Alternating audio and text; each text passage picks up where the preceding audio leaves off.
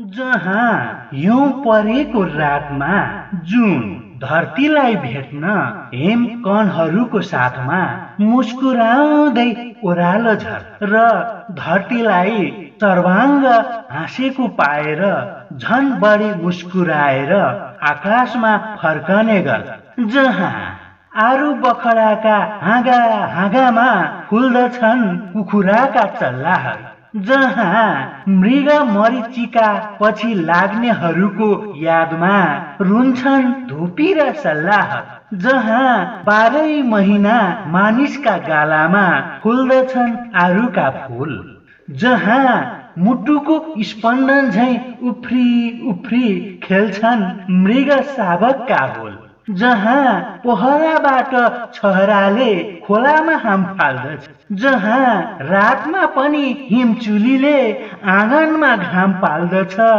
जहाँ प्रत्येक पहाडको काखमा नदी, छातीमा छहरा र निधारमा लेक हुन्, जहाँ ससाना नदीहरूमा पनि तुफानी समुद्रको वेग, जहाँ बटुवालाई प्रत्येक झ्याङबाट झ्याउकिरीले गिज्याउने गर्छ, प्रत्येक अँधेरी पँधेरोमा जुन किरीले ज्योति फिजाउने गर्छ, जहाँ शीतल हावामा बुई चढेर कस्तुरीको सुगन्ध डुल्दछ, जहाँ एक बाजी आएर घर फर्कन बसन्त भुल्दछ, जहाँ बटुवालाई भन्ज्याङमा रोकेर हिमाल पंखा हम्कन्छ, जहाँ एक अर्काको मुख हेरेर नीलगिरी र धवलागिरी चम्कन्छ, जहाँ प्रत्येक रातमा आकाशले मंगलदीप सजाउँछ, जहाँ प्रत्येक भोरमा धरतीले एक गोरो छोरो जन्माउँछ, जहाँ हरिया हरिया पहाडका फरिया अलिक तल सारेर निर्मल स्वच्छ र न्यानो घाममा हिमालले सधैँ ढाड सेकेको हुन्छ। म जति टाढा भए पनि त्यो मेरो देश सधैँ मेरो मनले सपनामा पाइला टेकेको हुन्छ, सधैँ मेरो मनले सपनामा पाइला टेकेको हुन्छ, सपनामा पाइला टेकेको। घुम्ने मेचमाथि अन्धो मान्छे कविता संग्रहबाट भुपी शेरचनको रचनामा रहेको मेरो देश शीर्षकको कविताको वाचन यहाँहरूले सुन्नुभयो। वाचन कस्तो लाग्यो कमेन्ट गर्न नभुल्नु होला। अब यसपछि हामी कवि परिचय प्रस्तुत गर्नेछौँ। कवि परिचय पछि अनि कविताको विश्लेषण प्रस्तुति हुन्छ।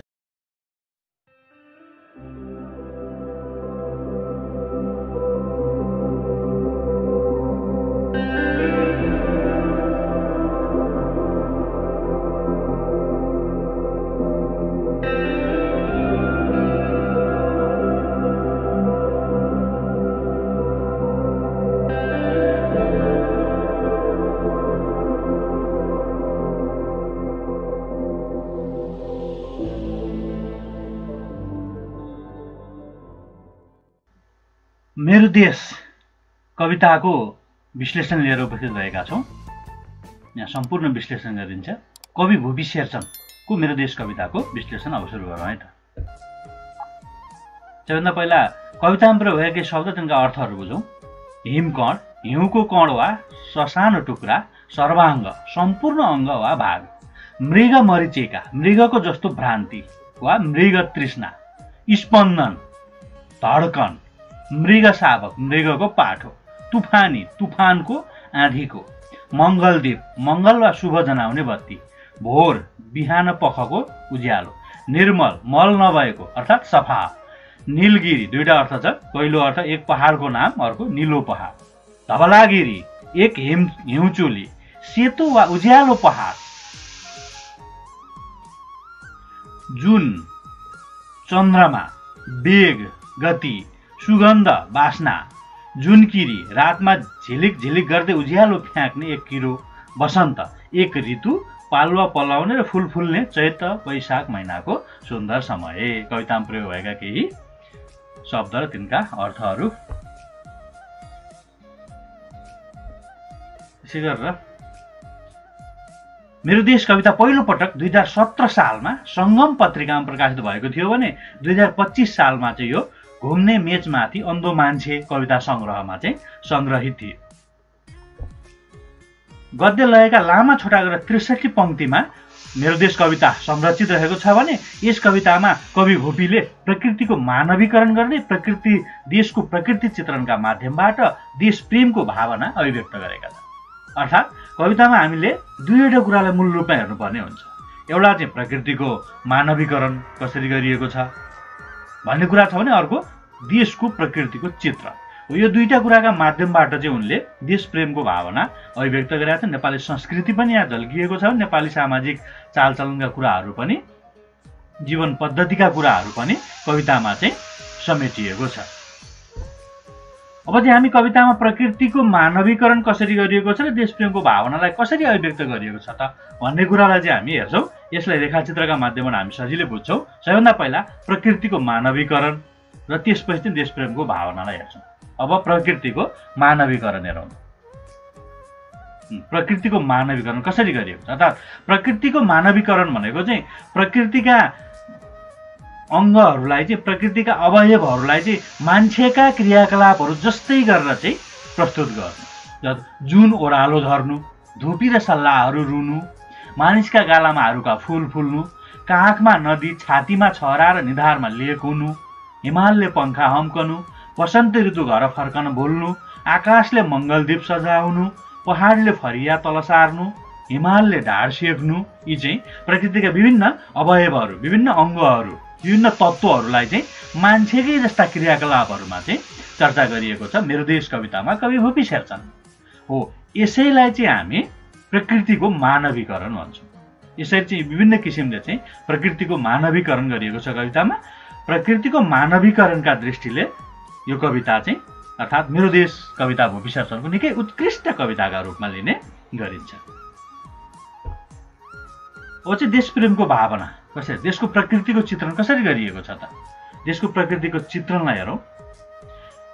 यहाँ आरू बखडाका हाँगामा कुखुराका चल्ला फुल्ने, यहाँ रातमा पनि घामले उज्यालो फाल्ने र आकाशले मङ्गलदीप सजाउने, नेपालीका गालामा 12 महिनाहरूका फुल फुल्ने, हिमालले भन्ज्याङमा थकित भई बसेका बटुवालाई पङ्खा हम्कने, यहाँका पहाडमा निधारमा लेक, छातीमा छहरा र काखमा नदी हुने, यहाँ रातमा पनि हिमालले उज्यालो छर्ने, यहाँको जङ्गलमा कस्तुरीको बास्ना हावाको बुई चढेर डुल्ने, यहाँको प्रकृतिमा वसन्त ऋतु आयो भने उसलाई सधैँ बसिरहँ लाग्ने, यहाँका जङ्गलमा मृगका बच्चाहरू मुटुको धड्कन चाहिँ, मुटुको स्पन्दन चाहिँ उफ्री उफ्री खेल्ने।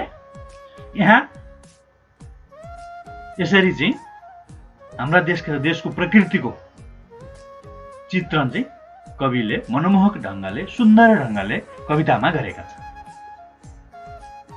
यसरी चाहिँ प्रकृतिको मानवीकरणका माध्यमबाट देशको प्रकृतिको वर्णन गर्दै मानवीय भावनाको चाहिँ अर्थात् उनले चाहिँ आफ्नो भित्र रहेको, कविले आफ्नो मन मस्तिष्कभित्र रहेको चाहिँ देशप्रेमको भावनालाई यसमा व्यक्त गरेको। यहाँ मेरो देश भनेर कविले आफ्नो देशलाई इङ्गित गरेका छन्। मेरो देश कस्तो छ त, प्राकृतिक रूपमा कस्तो छ विशेष गरेर भन्ने कुरालाई जोड दिएका छन्।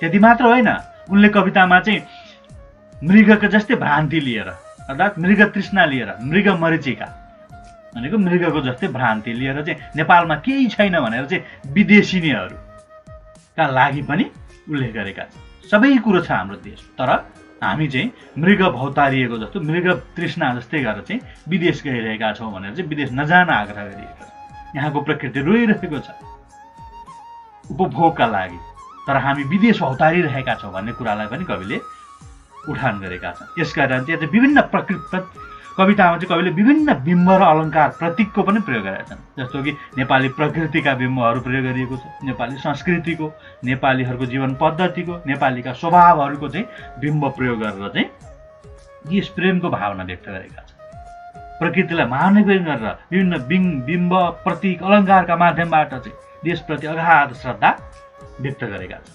त्यस कारणले चाहिँ कवि जहाँ भए पनि, अर्थात् प्रत्येक नेपालीहरू हामी जहाँ भए पनि, जहाँ रहे पनि नेपाल र नेपालीलाई चाहिँ मुटुमा राखेर हिँडेका हुन्छौँ। सपनामा पनि हामी आफ्नै देश आइपुग्छौँ, कल्पनामा पनि हामी आफ्नै देशलाई सम्झन्छौँ भन्ने कुरा चाहिँ कविले मार्मिक ढङ्गबाट चाहिँ अभिव्यक्त गरेका छन्। हस्त आजलाई यति नै अभ्यास खण्ड लिएर उपस्थित हुनेछौँ। धन्यवाद।